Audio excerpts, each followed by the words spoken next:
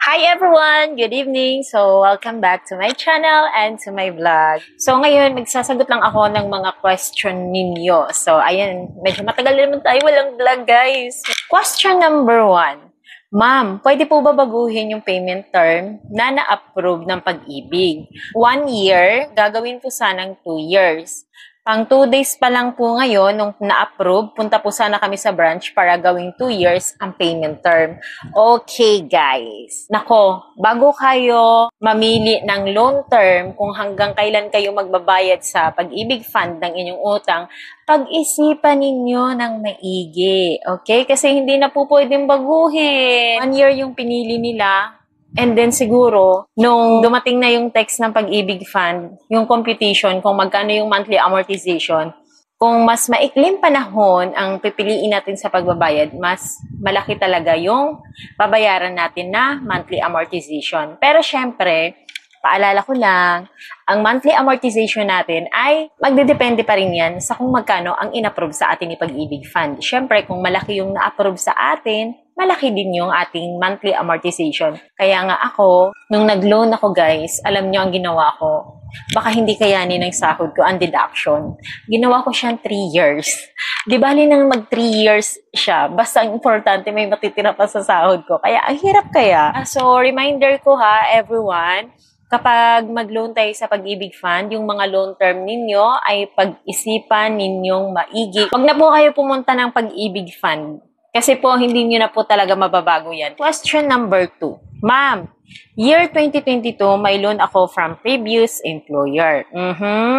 Sa mga dyan, mga empleyado na bagong lipat sa bagong company, makinig kayo para sa inyo to. Then, lumipat ako ng new company. Hindi ako nakapagpasa ng authority to deduct. Then, mag-apply sana ako ng MPL. Sabi, may existing STL ako. Short-term loan, MPL, multi-purpose loan. Pareho lang yun, guys. Akala ko, i-deduct na lang ng Pag-ibig yung balance ko sa contribution ko. Paano kaya yun? Gusto ko sana mag-loan ng MPL. May huhu siya, guys.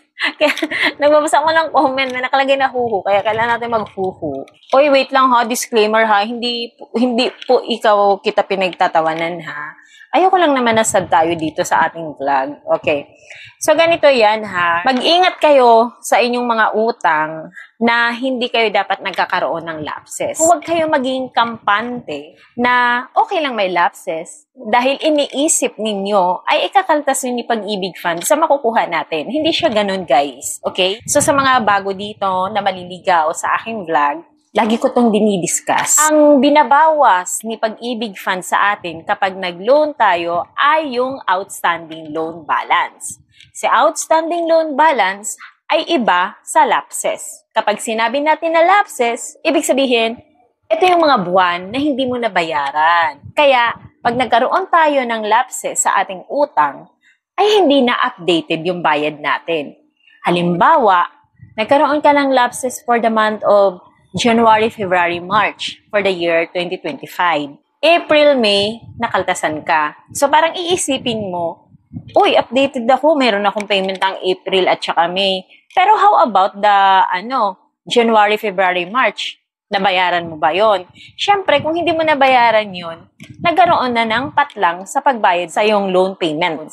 Huwag na huwag ninyong i-take for granted yan. Okay? Huwag ganun ang inyong mindset. Kailangan updated ang bayad. Updated ang bayad, dapat wala kang nakaligtaan, wala kang nakalimutan, wala kang napag-iwanan na buwan na dapat mong bayaran. Bawal yan. Parang lang yan, guys. Parang sa credit card.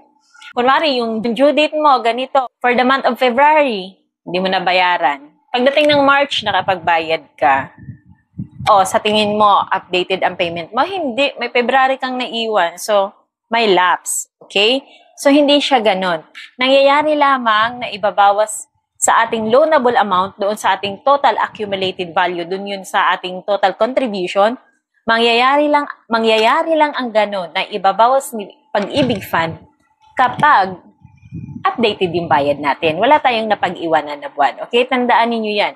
So ngayon, paano naman natin yan bibigyan ng solusyon? Ang solusyon dyan, para makapag-loan ka, don't worry kasi makakapag-loan ka naman. Yun nga lang, kung kakayanin ng iyong bulsa, okay? Kasi pwede ka naman mag-loan, pero ang gagawin mo lang, yung lapses mo, yung mga buwan na hindi mo nabayaran, mga buwan na napag-iwanan mo, ay kailangan mo lang siyang isettle sa Pag-ibig Fund. Magpa-compute ka kay Pag-ibig Fund. And then, pag nagpa-compute ka, kailangan mo siyang bayaran in one time. Pag once na mabayaran mo siya, ay pwede ka nang makapag-loan pa.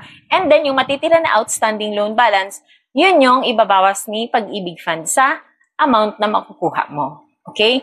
So, pwede naman magpa-compute. Kahit hindi ka sure na kaya mo siyang bayaran, magpa-compute ka pa rin para at least makita mo siya kung kakayanin ba siya ng budget.